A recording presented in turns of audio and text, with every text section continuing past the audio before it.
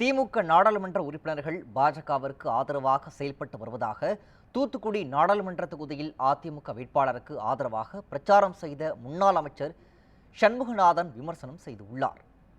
தூத்துக்குடி தொகுதி அதிமுக வேட்பாளர் சிவசாமி வேலுமணியை ஆதரித்து முன்னாள் அமைச்சர் SP சண்முகநாதன் அங்கமங்கலம், குரும்பூர் உள்ளிட்ட பகுதிகளில் தீவிர வாக்கு சேகரிப்பில் ஈடுபட்டார். இந்நிகழ்வில் பேசிய சண்முகநாதன், காவிரி பிரச்சனையின் போது திமுக நாடாளுமன்ற உறுப்பினர்கள் நினைத்திருந்தால் அவையை செயல்படாமல் முடக்கியிருக்கலாம் எனவும், ஆனால் அவர்கள் பாஜகவிற்கு ஆதரவாக செயல்படுவதாகவும் குற்றம் சாட்டினார்.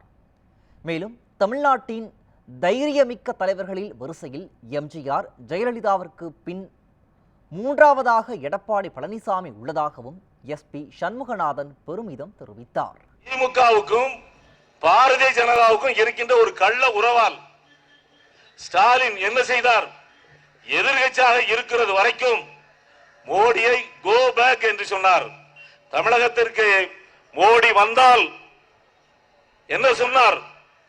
கோ பேக் என்றார். ஆனால் ஆட்சிக்கு வந்த பிறகு, அவர் முதலமைச்சராக வந்த பிறகு என்ன நடவடிக்கை எடுத்திருக்கின்றார் ஸ்டாலின்? வெல்கம் மோடி, வெல்கம் மோடிங்க. அப்ப யாரு கள்ள உறவு வச்சிருக்கா? பாரதிய ஜனதா தமிழகத்துக்கு துரோகம் விளைவிக்கின்றது என்பதை அறிந்துதான் இன்னைக்கு கூட்டணி முறித்தவர் தான் எடப்பாடி பழனிசாமி அவர்கள்.